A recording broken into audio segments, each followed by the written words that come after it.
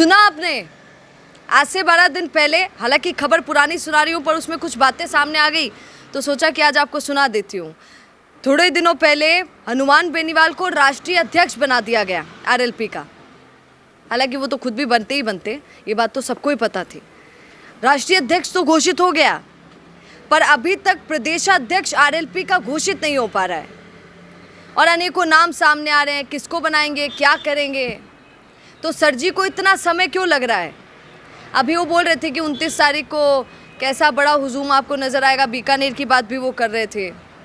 मैं तो देख रही थी आज एक वीडियो भी किसी ने डाला उम्मीदवार बेनीवाल का, रेवत राम डांगा का जाते हुए का। तो लोग ये कह रहे हैं कि प्रदेशाध्यक्ष इसलिए नहीं बनाया जा रहा है क्या, क्योंकि अब विश्वास थोड़ा सा कम हो गया है। और कर भी कैसे सकता है इंसान, जब लोग भाग जाते हैं तो विश्वास नहीं हो पाता है। तो क्या हनुमान बेनीवाल को अब किसी पे विश्वास नहीं हो पा रहा है, इसलिए प्रदेशाध्यक्ष बनाने में इतना समय उनको लग रहा है। मुझे बड़ा पसंद आया था वो गाना जो लोग गा रहे थे, हनुमान बेनीवाल की फ़ोटो लगा के आज ट्विटर पर, और वो गाना था बीरा रे कोई नहीं थारो झूठे जग के माए। अब जग इतना झूठा हो गया। पता है फ़ोटो किसकी थी इस गाने पे? उम्मीदवार बेनीवाल की फ़ोटो थी, रेवत राम डांगा की फ़ोटो थी हनुमान बेनीवाल के साथ, और ये गाना लगा हुआ था पीछे। आपको थोड़ा सा पुराना टाइम याद दिला देती हूँ, क्योंकि रेवत राम डांगा और उम्मीदवार बेनीवाल की बातें अगर हो रही हैं कि प्रदेशाध्यक्ष इसीलिए नहीं बनाया जा रहा है क्योंकि डर है मन में। रेवत राम डांगा ने हमें इंटरव्यू दिया था, तब बोला था, मुझे याद आता है वो दिन जब उन्होंने कहा था बीकानेर में कार्यक्रम रखा आपने, बीकानेर में कार्यक्रम का संदेश देश में जाना चाहिए कि बीकानेर में 7वां स्थापना दिवस है आरएलपी का, और बीकानेर से एक नई क्रांति का आगाज हम 29 तारीख को करेंगे। राजस्थान में बदलाव की शुरुआत बीकानेर की धरती से होगी। सब तैयार रहो, पूरी ताकत के साथ एक एक कार्यकर्ता को लाना रैली के अंदर। रैली का स्थान कल तय कर देंगे कहाँ पे रैली होगी, और इस बार इतनी बड़ी तादाद में संख्या होनी चाहिए कि दिल्ली हिल जाए। ये आप सबको करना, करोगे कि नहीं करोगे? बीकानेर जब शुरुआत करेंगे। ठीक है सर। श्री मेवाड़ हेलीकॉप्टर मानसरोवर जयपुर लेकर आया है आपके लिए बहुत बड़ा उपहार। रॉयल शादी एंट्री हो, इलेक्शन टूर हो, एयर एम्बुलेंस हो, पुष्प वर्षा हो या वीवीआईपी दर्शन हो, इसीलिए अभी तुरंत बुक कीजिएगा। कि हनुमान बेनीवाल ने तो बोल दिया कि चाय पिलाता था, सुबह उठाता था। आपको मेरा बैकग्राउंड पता है क्या मैडम? बहुत अच्छे घर से आता हूँ। पिताजी पहले ही सरपंच हुआ करते थे, न जाने कितनी बार सरपंच बने। तो क्या सरपंच का बेटा और जो खुद सरपंच बना हुआ है उसकी पत्नी सरपंच है, क्या वो वहाँ पे काम करता होगा? क्या उनका नमक खाया होगा? क्या उठा के उनको चाय पिलाएगा?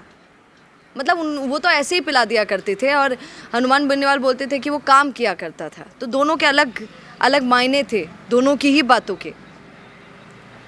तो रेवत राम डांगा ने अपनी बात रखी। जब रेवत राम डांगा जाने वाले थे, उन्होंने खुद बोला कि उनके कनेक्शन बीजेपी से तो बहुत पहले से ही थे। जब वो एनडीए के साथ गठबंधन की हनुमान बेनीवाल, तो उनको मनाया किसने? उनको मनाया रेवत राम डांगा ने। हनुमान बेनीवाल को रेवत राम डांगा ने ही कहा कि सर नेताजी ते यासु गठबंधन करो तो फायदा मरेमला, और गठबंधन करवाता कौन था भाजपा के साथ? रेवत राम डांगा। तो आप मान लीजिए कि रेवत राम डांगा का तो कनेक्शन भाजपा के साथ हनुमान बेनीवाल से भी ज़्यादा स्ट्रॉन्ग था, तभी तो उनको आसानी से टिकट मिल गया, वो आसानी से लड़ बैठे वहाँ पर। अब रेवत राम डांगा का कहना है कि हनुमान बेनीवाल किसी को आगे बढ़ने नहीं देते हैं, किसी और को देख नहीं सकते अपनी पार्टी में कि वो उनसे अव्वल बन जाए। एक उम्मीदवार बेनीवाल भी अपने साथ कई आरएलपी के कार्यकर्ताओं को लेकर गए। रेवत राम डांगा भी आरएलपी के कई कार्यकर्ताओं को अपने साथ लेके गए। उम्मीदवार बेनीवाल की बात याद आती है कि उनका भी कनेक्शन कांग्रेस से बहुत पहले ही था।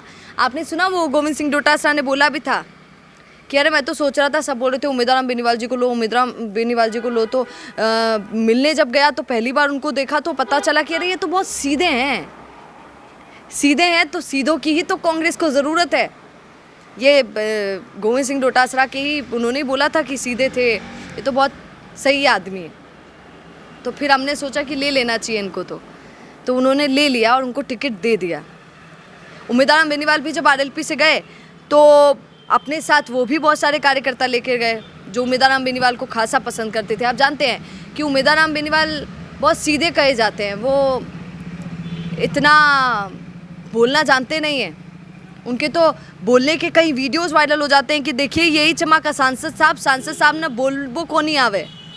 ऐसे कितने वीडियोस उनके वायरल होते हैं। हालांकि अगर आप उस एरिया में, बाड़मेर वाले एरिया में जाकर देखेंगे तो पूछेंगे तो उनकी एक इमेज भी है, जो अच्छी इमेज उन्होंने क्रिएट की है बाड़मेर के अंदर सांसद साहब ने, तो वो भी देखने को मिलती है। पर क्या अब हनुमान बेनीवाल क्योंकि बोल रहे हैं कि मैं सब बनाता जा रहा हूँ, अब जिलाध्यक्षों की भी घोषणा करने वाला हूँ, ये भी करने वाला हूँ, वो भी करने वाला हूँ, खुद राष्ट्रीय अध्यक्ष बन गए, उसकी भी घोषणा हो गई, तो क्या अब जल्द ही प्रदेशाध्यक्ष का नाम भी सामने आ जाएगा? और आ जाएगा तो कौन ऐसा प्रेमी, कौन ऐसा सगा हनुमान बेनीवाल को लगेगा अपनी पार्टी के अंदर जिसको वो प्रदेशाध्यक्ष बनाएंगे? ये भी बहुत बड़ी बात है। तो देखने वाली बात होगी कि किस पर भरोसा हनुमान बेनीवाल करते हैं और किसको बनाते हैं, ये भविष्य बताएगा। आप क्या कहेंगे कमेंट जरूर कीजिएगा। और हाँ, अगर आपको लगता है कि इसको प्रदेशाध्यक्ष बना सकते हैं, कोई नाम आपके जहन में हो तो वो भी ज़रूर बताइएगा, हम भी लोगों तक पहुंचा दें। कमेंट जरूर कीजिए और बने रहिए द फैक्ट इंडिया के साथ, क्योंकि याद रखिए हम ही हैं जो फैक्ट्स पर बात करते हैं भैया। नमस्कार। बिजनेस अच्छा हो सकता है, लेकिन अगर नाम नहीं दिखा तो पहचान कैसे बनेगी? अब टेंशन छोड़िए, द फैक्ट इंडिया आपके बिजनेस को देगा वो पहचान जो पूरे राजस्थान में हर किसी तक पहुंचे। न्यूज चैनल पर विज्ञापन, पॉडकास्ट और प्रमोशन के जरिए आप सीधे 5 लाख सब्सक्राइबर और 10 करोड़ से ज्यादा व्यूज तक अपनी पहुंच बना सकते हैं। तो देर किस बात की, आज ही द फैक्ट इंडिया से जुड़िए और अपने बिजनेस को बनाइए हर घर का नाम।